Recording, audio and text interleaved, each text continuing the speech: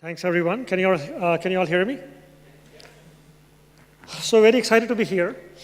As Sarita mentioned, I started a venture firm called Emergent Ventures. We're based in San Francisco. And we have sort of an interesting approach to investing. I would say 2/3 of our companies are based in the US. But about 1/3 of these companies are companies coming out of India, targeting the US market. And the inspiration for this for me was I was earlier at a venture firm called Bloomberg Capital many years ago. And Bloomberg used to invest in US and Israel. And they were one of the pioneers in helping Israeli companies get established in the US market.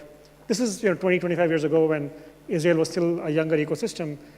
And that was an inspiration for me around how the mechanics of the ecosystem of how do you build global companies from an ecosystem like that, and how can we replicate that in India, and how do we learn from that, and how do we really build global companies out of India.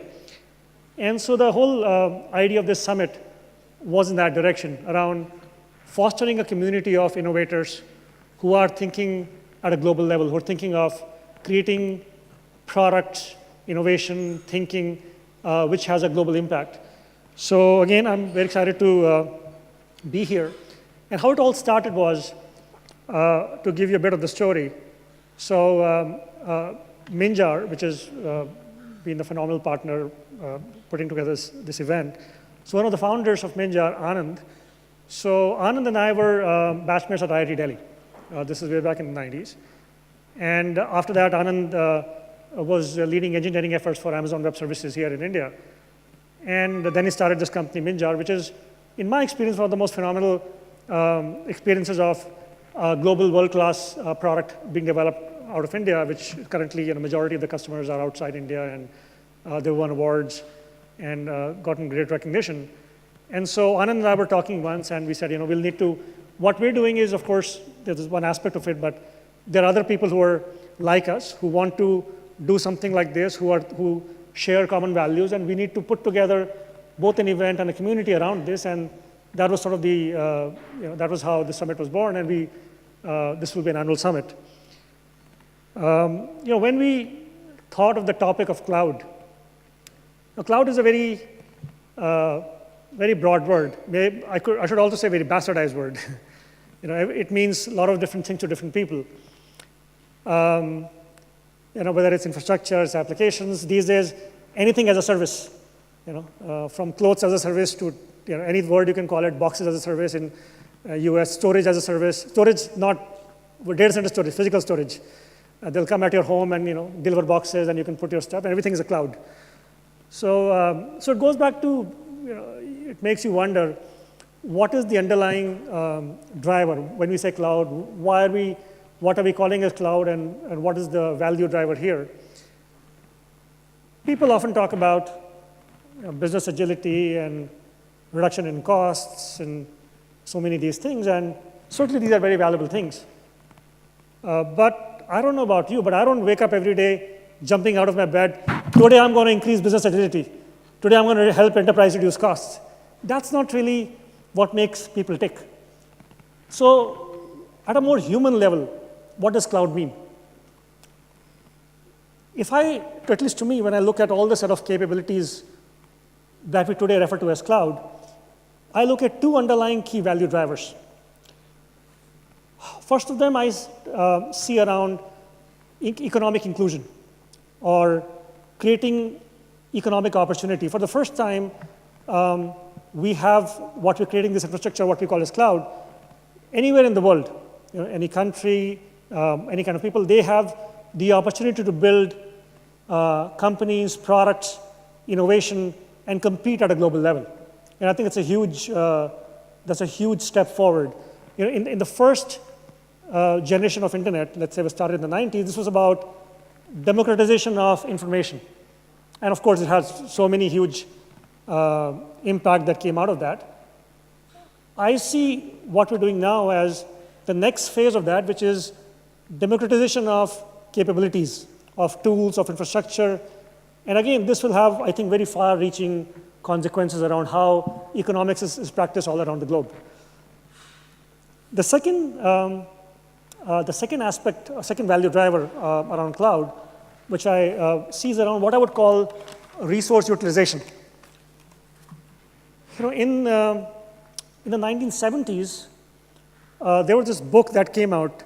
It's called Small is Beautiful.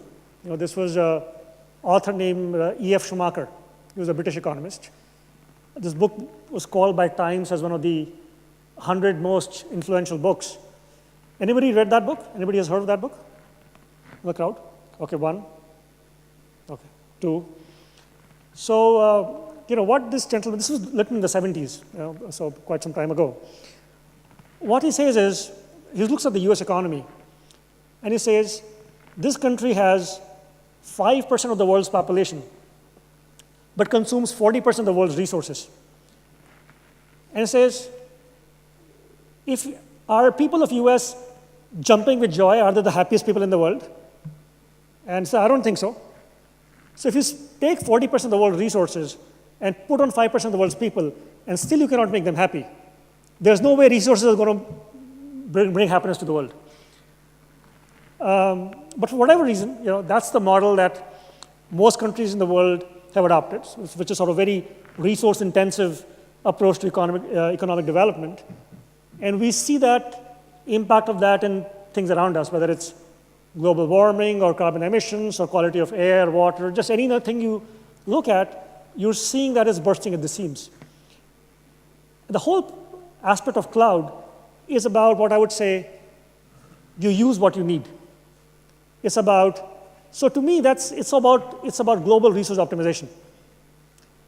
And Mahatma Gandhi said, and many of you would have sort of heard this quote around, there's enough in this world for everyone's need, but not enough for one man's greed.